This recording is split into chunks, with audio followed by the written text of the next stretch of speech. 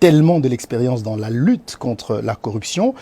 Quelque chose qui revient sur l'actualité en République démocratique du Congo, votre pays, même si vous êtes basé à Dakar, comme vous l'avez dit, c'est ce contrat entre la RDC et l'homme d'affaires israélien Dan Gertler, dont vous avez exigé la publication des détails de ce contrat qui n'a pas encore été détaillé.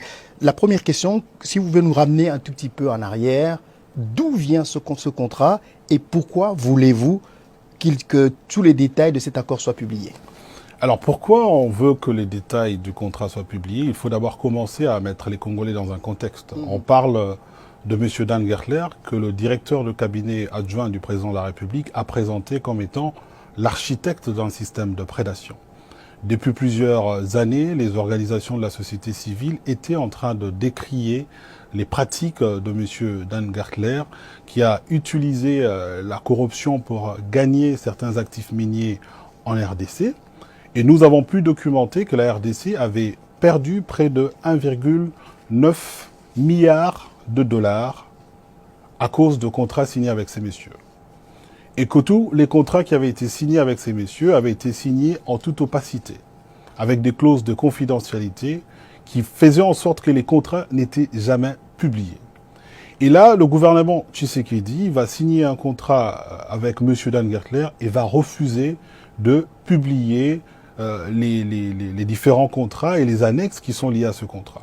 Comment voulez-vous inspirer la confiance auprès de la société civile ou de la population congolaise lorsqu'il s'agit d'une personne dont le passé est rempli de faits de corruption en République démocratique du Congo? Mais nous avons vu dans l'actualité que le directeur adjoint du cabinet du président de la République a réuni certaines ONG à Kinshasa pour leur parler justement de cet accord.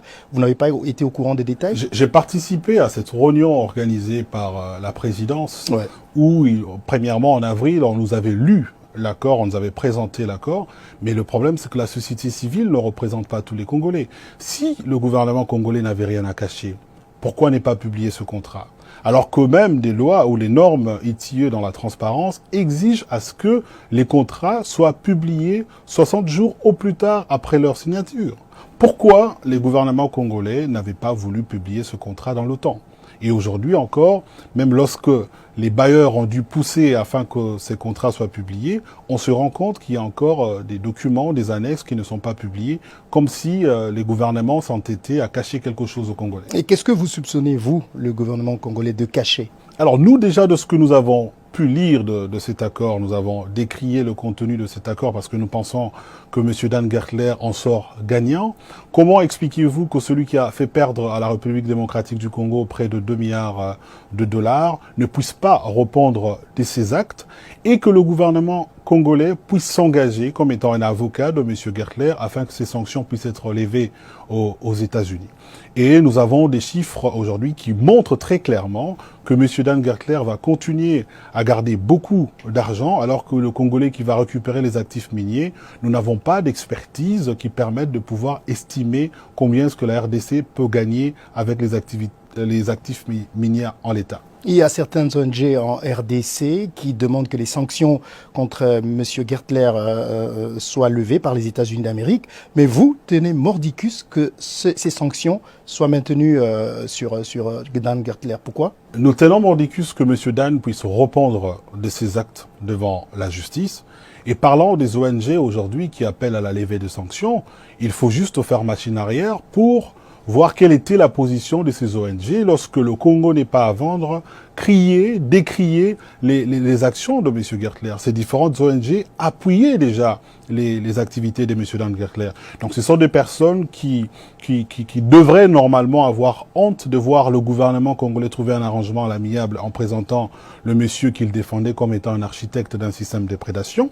Nous, pour nous voulons que les sanctions puissent être maintenues et que M. Dan Gertler puisse répondre de ses actes au niveau de la justice et que, lors d'un probable nouveau contrat, que la RDC soit réellement gagnant en tenant compte des pertes que la RDC a eu à subir à cause de contrats qui ont été signés avec ces messieurs. Cette affaire, je l'ai dit tout à l'heure, a rebondi. Il y a d'ailleurs, selon Jean-Claude Mpoutou sur actualité.cd, qui est le porte-parole de Congo n'est pas à vendre, il a déclaré il y a quelques jours sur actualité.cd que Dan Gertler a déjà gagné plus de 60 millions de dollars depuis la signature de l'accord avec le gouvernement congolais.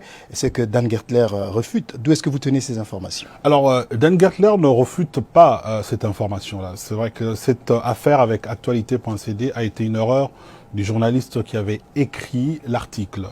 C'est-à-dire le premier article qui était sorti, M. Jean-Claude Poutou avait dit aux journalistes que, en plus de 2 milliards de dollars que la RDC a déjà perdu, depuis la signature du contrat avec le gouvernement congolais, Dan Gertler a déjà empoché plus de 60 millions de dollars. Sauf que le titre de l'article avant disait que depuis la signature du contrat, la RDC a perdu 2 milliards de dollars. Cet article a été corrigé par Actualité.cd qui fait un très bon travail en République démocratique du Congo. Mais comme la partie Gertler voulait trouver de la matière pour essayer d'alimenter des propos qui sont peut-être déplacés, c'était pour eux une aubaine de pouvoir faire une annonce pour essayer de fustiger un article qui avait simplement été mal écrit. Alors, qu'est-ce que vous pouvez nous dire à ce sujet exactement? Qu'est-ce que les téléspectateurs doivent comprendre? Combien M. Dan Gertler touche par rapport à ce contrat? Alors, nous, par rapport à ce contrat, parce qu'il faut déjà rappeler que la RDC a déjà perdu plus de 2 milliards de dollars, comme nous l'avons documenté dans notre rapport de milliards perdus, et que aujourd'hui, avec le contrat que Dan Gertler a signé avec l'État congolais, il continue à gagner plus de 200 000 dollars par jour, et que depuis que le contrat a été signé avec Dan Gertler, nous pouvons affirmer, en tout cas, parce que nous essayons d'être très conservateurs en termes de chiffres, que M. Dan Gertler a déjà gagné à peu près plus de 60 millions de dollars. Alors, il y a Carbone Béni, qui est aussi un autre activiste pro-démocratie, qui s'est exprimé sur Actualité.cd. Je le cite. L'accord signé entre la RDC et Ventura a permis des avancées significatives et profitables pour l'État. Gertler, qui gagnait 6 millions de royalties par mois, est réduit à 2,5 millions. Gertler devrait sur 20 ans percevoir presque 1,5 milliard de dollars. L'accord a permis de ramener cela à presque 600 millions. L'État a pu récupérer tous les actifs miniers et gaziers que possédait Gertler en RDC.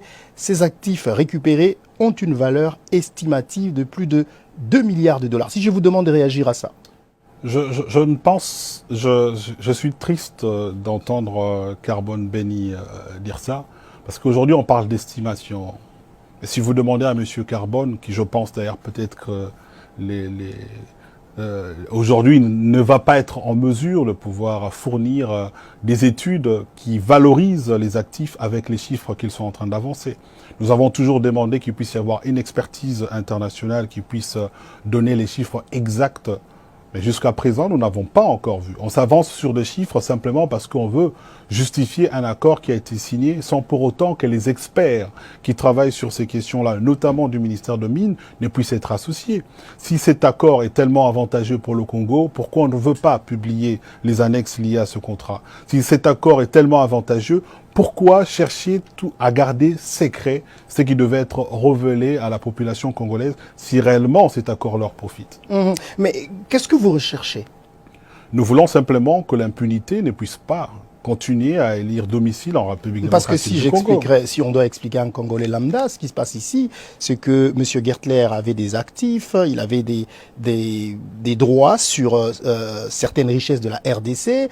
Après des sanctions américaines, il est revenu pour rediscuter. Il a rétrocédé, si vous voulez, il a remis des parts de ses avoirs au gouvernement congolais. Ce n'est pas suffisant pour vous? Non, mais il faut commencer d'abord par comment est-ce que ces actifs ont été acquis. Comment est-ce que M. Gertler a acquis ces actifs? M. Gertler a acquis ces actifs en violation de lois de la République démocratique du Congo. En utilisant, il y a un jugement qui a été rendu ici aux États-Unis, au tribunal de New Jersey, qui montre très clairement comment est-ce que M. Gertler a eu à payer des pots de vin dans certaines affaires pour essayer de gagner la faveur de certains politiques. On parle là de royalties qui ont été vendues sans qu'il puisse y avoir l'aval du Conseil de ministres. L'ancien Premier ministre Matata, à l'époque, avait d'ailleurs fait sortir le circulaire pour dénoncer ce genre de pratique au niveau de la GCAMIN. On parle des actifs qui ont été sous-estimés où M. Gertler pouvait les revendre à de prix du marché alors que lorsqu'il il était en train de les acquérir auprès de la RDC, ces actifs étaient sous-estimés. On parle là de celui, je rappelle encore, que le directeur de cabinet adjoint du président de la République présente comme étant un architecte d'un système de prédation. Et pour